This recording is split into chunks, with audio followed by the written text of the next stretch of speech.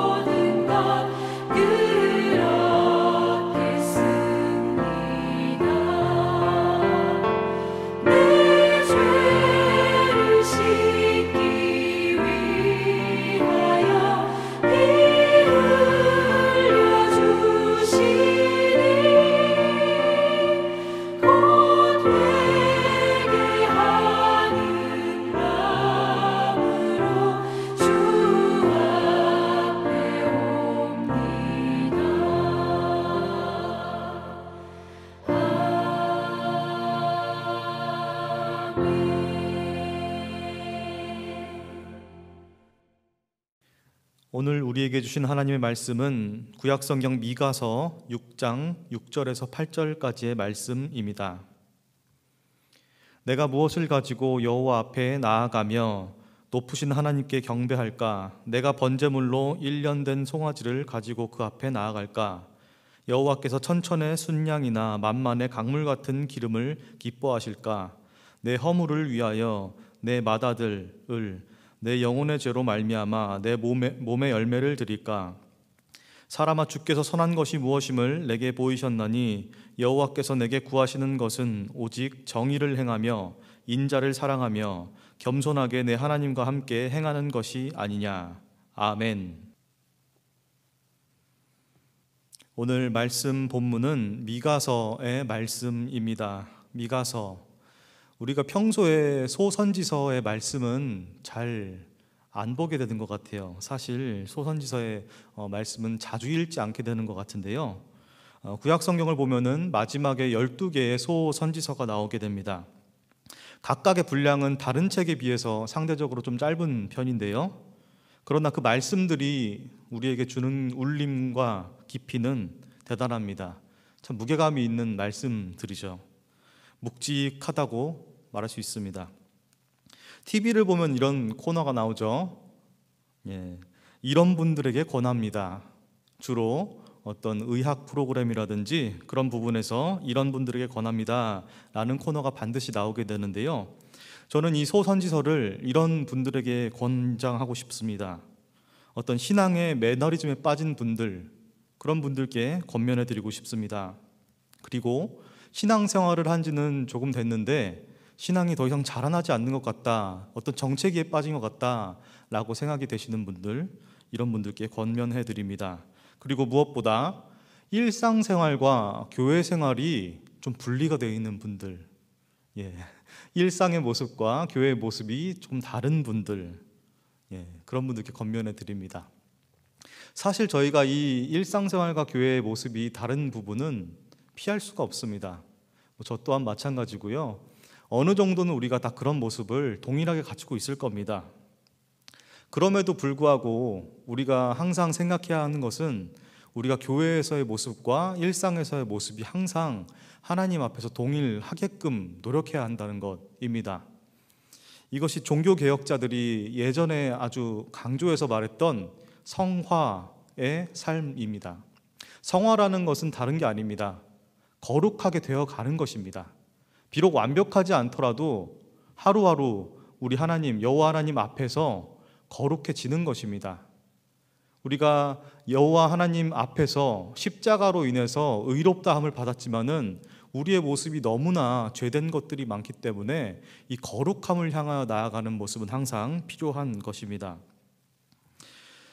그런 모든 분들께 오늘 말씀이, 그리고 오늘 예배가 귀한 양식이 되시기를 주님의 이름으로 축복합니다. 이 미가서 말씀은 우리 믿는 사람들이 꼭 알고 아는 것에 그치지 말고 실천해야 하는 말씀입니다. 미가는 남유다의 모레셋 출신입니다. 모레셋, 어딘지 잘 모르시겠죠? 아주 시골이라고 합니다. 이 선지서의 예언자들은, 그 선지자들은 상당히 특이한데요, 아모스도 그렇고 이 미가도 그렇고 어떤 시골 출신들이 상당히 많습니다. 이 선지자는 참 특이한 것이 남유다 출신이면서 예언을 하고 선지자의 말씀을 선포할 때 북이스라엘을 향해서도 선포했다라는 것이 참 특이한 점입니다. 북이스라엘의 멸망과 아수르의 침공 사건을 언급합니다. 사실 이 12가지 소선지서 중에서 이 미가서의 주제는 단언컨대 두 가지입니다. 하나님의 주권, 첫 번째로는 하나님의 주권이고요, 두 번째로는 우리의 우상 숭배입니다. 이것이 서로 반대되는 거죠. 하나님께서 주권을 가지고 계십니다 라고 우리는 선포를 하는데, 그 말 뜻을 들여다보면은 하나님께서 전지전능하시며 우리의 역사를 주관하시는 분이십니다. 그리고 나의 모든 것, 나의 삶과 우리의 일상까지도 다 보고 계시며 판단하시는 분이십니다. 그리고 유일하게 그렇게 하시는 분이십니다 라는 겁니다.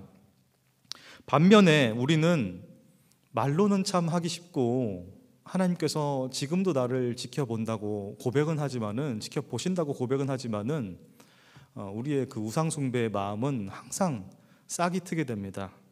그리고 그 싹을 잘라내지 않으면 계속해서 무럭무럭 자라나게 되는 것 같습니다. 이 두 가지, 하나님의 주권과 우리의 우상숭배, 이 소선지서에서 가장 많이 등장하는 주제이며 또한 구약 성경에 어찌 보면 가장 많이 등장하는 주제입니다.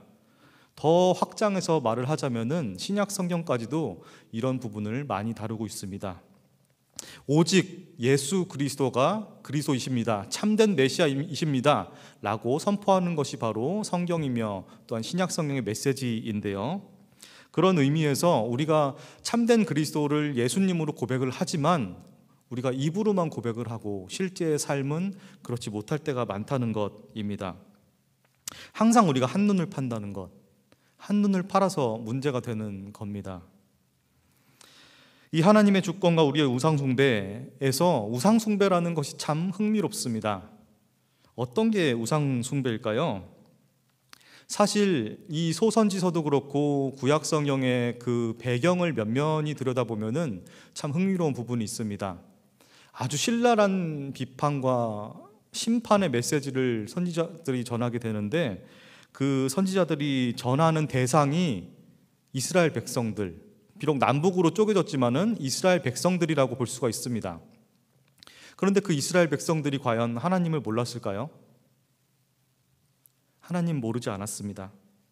하나님을 알고 심지어는 하나님을 믿는다고 고백을 했고 하나님께 선택을 받았다고 말하는 그런 선민 사상을 가지고 있었습니다.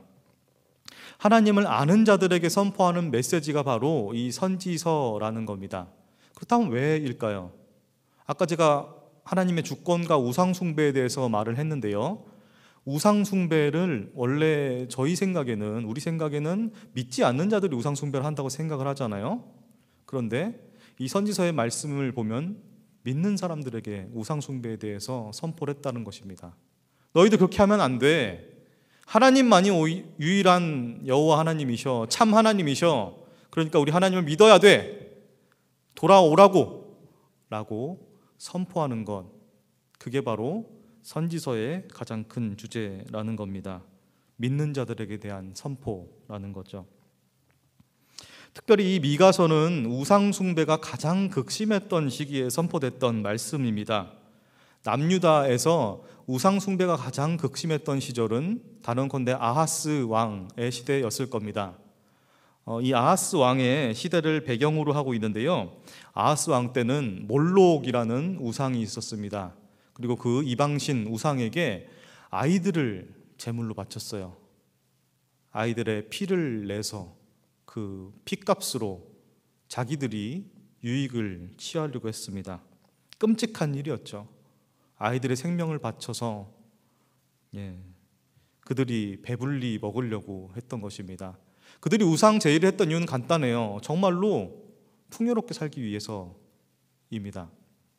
다른 이유가 없었습니다. 왜냐하면 우상 숭배를 했던 그 대상들, 우상신들은 대부분은 풍요를 관장하고 농경을 관장하고 비를 내리게 해준다든지 그런 풍요와 관련된 신들이었습니다. 물질적인 풍요, 그리고 어떤 그런 농사의 풍요, 다산의 풍요, 이런 것들을 바랬던 거죠. 이 물질의 풍요가 있으면 있을수록 영적인 빈곤함은 찾아오게 되는 것 같은데요. 제가 신대원 입시할 때 이 소선지서와 몇몇 그 선지서 그 배경과 연도를 외우면서 이렇게 암기를 했었습니다. 호암미사, 이렇게 암기를 했습니다. 호암미사라는 것은 뭐냐면은 호세아, 아모스, 미가, 이사야, 이렇게 4개입니다. 이거를 호암미술관에서 미사 드린다 이렇게 외웠었는데, 비록 우리가 뭐 미사는 드리지 않죠. 근데 잘 외우기 위해서 이렇게 했었습니다.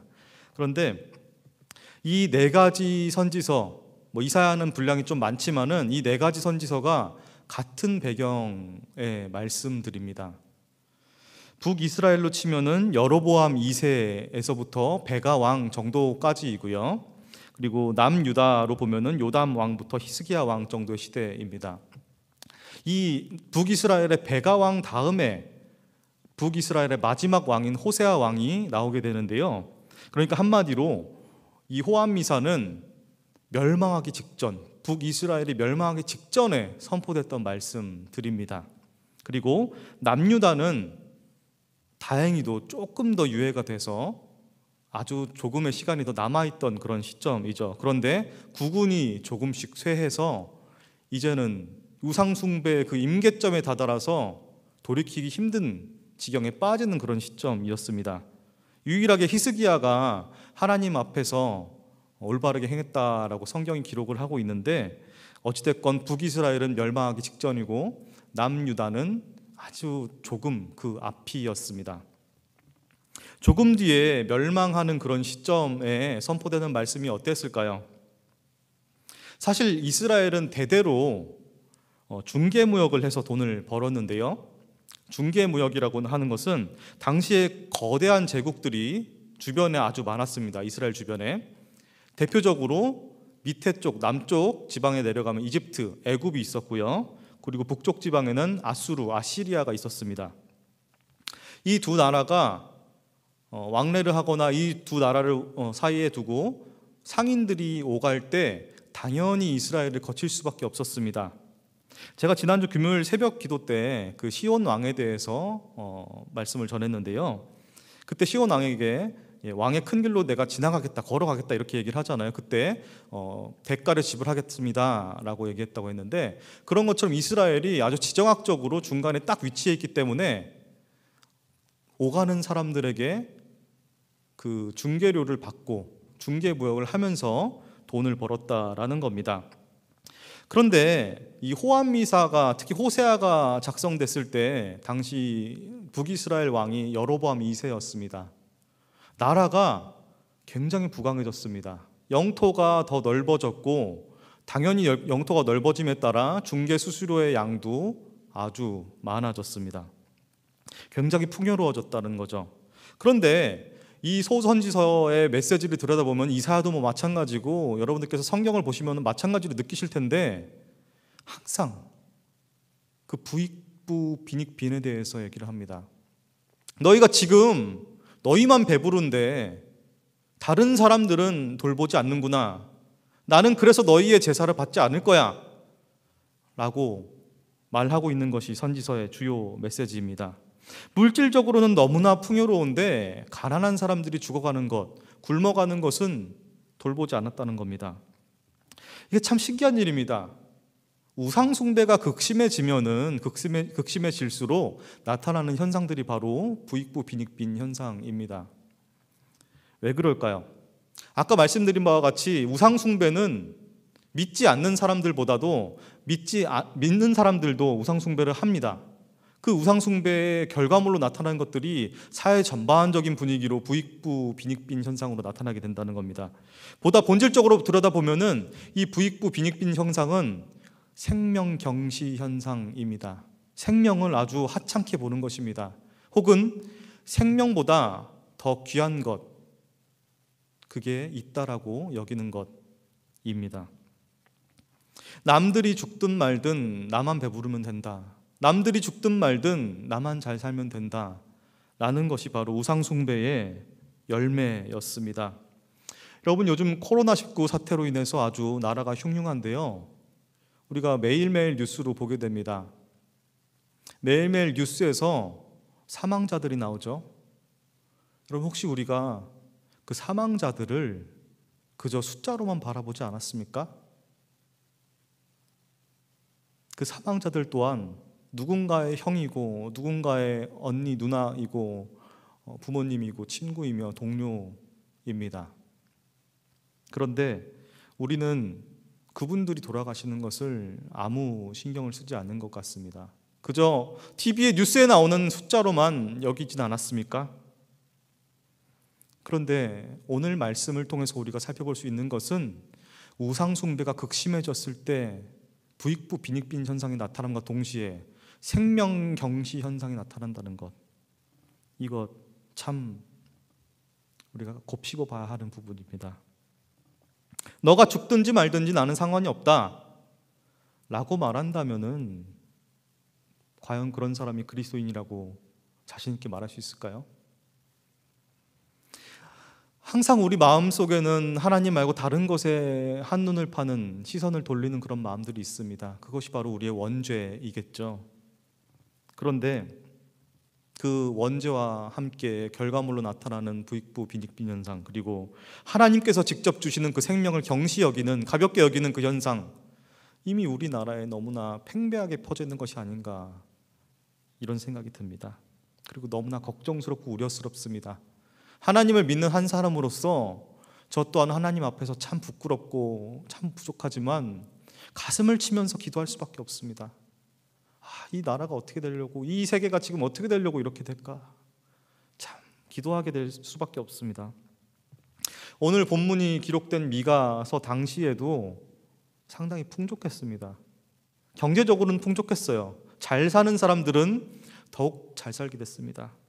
전체적인 부는 증가했는데, 그러나 가난한 자들은 더욱 가난해지고 그들이 고리대금 업자에게 착취당하는 그런 액수는 더욱더 많아졌습니다.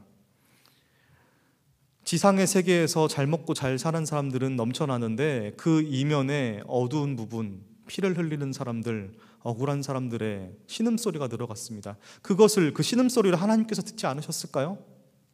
다 하나님을 믿는 사람이라고 제가 말씀드렸잖아요. 하나님을 다 믿는 사람인데 그들 중에서 누군가는 죽어갔던 것입니다. 여러분, 이렇게 됐을 때 정의가 구현이 될까요? 부익부 빈익빈 현상의 결과물로도 나타나는 것은 재판이 굽어지게 되는 현상입니다. 공정하지 못한 재판. 예를 들어서 심판하는 자와 관계가 있거나 혹은 심판하는 사람이 이익을 누릴 수 있다라면은 판단과 판결을 굽게 하는 것입니다. 하나님께서 정의로운 하나님이심을 믿습니까? 여러분은 믿으시죠? 그런데 우리 인간의 재판과 판결은 항상 굽기가 너무 쉬운 것 같습니다. 그 예전에도 이게 인간의 역사라는 게 항상 동일하게 반복이 되는 것인데 예전에도 이런 재판이 굽어지는 현상들이 많아졌을 때 민간 소설들이 유행합니다. 예를 들어 홍길동전 같은 것들. 더 이상은 재판이나 어떤 법적인 보호를 못 받으니까 무언가 홍길동 같은 사람이 나타나서 구해주길 바라는 거죠. 얼마나 희망이 없으면 그런 것에 의지를 하겠습니까? 사실 홍길동전 재밌고 참 시원시원한 부분이 있잖아요. 그런데 얼마나 허황된 소설입니까? 사람들이 의지할 곳이 없게 되면은 그런 소설을 만들어내게 되는 겁니다. 역사가 반복이 되는데요. 저는 참 요즘에 많은 세태들에 대해서 우려스러운 부분이 많습니다. 저는 지금 단언컨대 정치적인 얘기를 하는 것이 아닙니다. 저는 성경에 나오는 얘기를 하는 것이고 역사가 반복된다는 이야기를 하는 것입니다. 성경이 우리에게 주는 교훈은 우리가 어떻게 살아야 할지, 그리고 우리가 잘못된 부분이 있다면 어떻게 회개를 해야 하는지, 그런 부분을 말하고 있는 것입니다. 성경에서 하나님의 정의는 두 가지 종류가 있는데요. 한 가지는 천칭과 같은 것입니다. 우리 법원에 가면은 앞에 천칭, 저울을 들고 있는 그런 동상을 보신 적 있을 겁니다. 이 정의는 말 그대로 정의, 우리가 저스티스라고 표현하는 정의입니다. 그런데 번역이 때로는 정의와 공의가 이렇게 나눠질 때가 있는데 때로는 그리고 교차되기도 하는데요. 이 정의는 정의와 공의 두 가지로 나타나게 됩니다. 미슈파트와 쯔다카라고 하는 것인데요. 아까 말씀드린 것처럼 정의는 천칭과도 같은 것입니다. 그 누구에게도 동일하게 적용이 되는 거고요. 돈이 있던 없건 어떻게 했던 간에 범죄를 저질렀을 때 동일하게 처벌을 받는 것, 그게 바로 정의입니다. 판결에 있어서 공평하게 받는 것, 그것이 바로 정의의 첫 번째입니다. 두 번째는 공의라고 해석이 자주 되는 것인데 뭔가 굽어 있는 것 혹은 들쑥날쑥한 것, 울퉁불퉁한 것을 평평하게 만드는 것입니다. 기울어진 운동장이라고도 많이 표현을 하죠. 뭔가 운동장이 기울어졌을 때 그 위를 지나가는 사람들이 모두 다 기울어지게 되니까 이것을 평평하게 닦는 것, 이게 바로 공의의 뜻입니다. 공의는 특별히 가난한 사람들이라든지 억울한 사람들의 포커스가 맞춰져 있습니다. 구약 성경에는 고아와 과부와 객, 나그네들, 레위인들까지도 포함해서 그 사람들에게 특별한 애정을 선포하고 있습니다. 왜 그럴까요? 하나님의 아픈 손가락인 거죠. 모두가 다 하나님을 믿는다고 하는데 그 중에서 특별히 하나님께서 저 아이가 너무나 고통스럽구나, 너무나 신음하고 있는데 내가 그 모습을 지켜보니 너무나 가슴이 아프다 라고 여기는 사람들이 있다라는 겁니다. 그게 바로 하나님의 공의의 마음입니다. 여러분, 하나님의 입장에서 아픈 손가락이 있다면 그게 누구일까요? 오늘날 우리 사회에서 혹은 우리 교회에서 우리가 있는 곳에서 아픈 손가락은 누구일까요? 오늘 설교 제목은 여호와께서 구하시는 것입니다. 우리가 말씀을 살펴보기 위해 성경책을 펴봤을 텐데요, 그 성경책에 보면은 단락마다 소제목이 적혀 있습니다. 그 오늘 말씀 미가서 6장 6절에서 8절까지의 말씀의 소제목이 바로 여호와께서 구하시는 것입니다. 우리 주님께서 달려 돌아가신 십자가를 묵상하고 예수 그리스도를 묵상하는 시기인 이 사순절에 본문을 묵상하다가 이 말씀이 저에게 들어왔습니다. 그리고 하나님께서 저에게 말씀하시는 것 같았습니다. 오늘날의 많은 현상들을 보시면서 하나님께서 얼마나 아파하실까? 하나님께서 정말 많이 아파하시겠다라는 생각을 했습니다. 여러분, 사순절입니다. 이 말씀을 묵상하시면서 과연 하나님께서 구하시는 것, 과연 하나님께서 바라시는 것이 무엇인지 우리가 다시금 떠올려 보길 바랍니다. 함께 8절의 말씀을 함께 읽겠습니다. 사람아, 주께서 선한 것이 무엇임을 내게 보이셨나니 여호와께서 내게 구하시는 것은 오직 정의를 행하며 인자를 사랑하며 겸손하게 내 하나님과 함께 행하는 것이 아니냐. 아멘. 이것은 하나님의 말씀입니다. 여기서 인자라는 것은 하나님의 아들, 인간의 아들 인자가 아니라 우리가 인자롭다, 자비롭다 할 때 인자입니다. 인자를 베푼다라고 말할 때의 인자입니다. 여러분, 우리 안에 인자가 있습니까? 우리 안에 정의가 있습니까? 하나님께서 구하시는 것을 묵상하시고 함께 기도로 나아가겠습니다. 함께 기도하실 때 이 나라와 이 땅에 이 상황을 놓고 기도하셨으면 좋겠습니다. 코로나19로 인해서 누군가의 부모님, 누군가의 형제 자매들이 죽어가고 있습니다. 그 모든 생명들 주님께서 불쌍히 여겨주시고 이 나라와 이 땅을 고쳐주시기를 기도하시겠습니다. 함께 주여 외치시면서 기도하시겠습니다. 주여, 주여, 주여. 아버지 하나님, 저희가 너무나 부족합니다. 저희가 말씀 앞에 우리를 비춰볼 때 너무나 부족함이 느껴집니다. 우리의 부족한 모든 부분을 주님께서 용서해 주시고 불쌍히 여겨주시옵소서. 아버지 하나님, 하나님께서 구하시는 것이 무엇인지, 하나님께서 천천의 순양과 만만의 기름들을 구하시는 것이 아니라 정말로 인자를 사랑하고 정의를 행하면서 하나님과 함께 겸손하게 행하는 것을 구하신다는 것을 우리가 말씀을 통해 봤습니다. 아버지, 이 나라와 이 땅을 불쌍히 여겨주시옵고 주님께서 우리를 다시금 돌이킬 수 있게 주님 도와주시옵소서. 우리가 매 순간 주님의 십자가 앞에 우리를 비춰보고 하나님의 말씀 앞에서 우리가 정말로 교정받을 수 있게 주님 도와주시옵소서.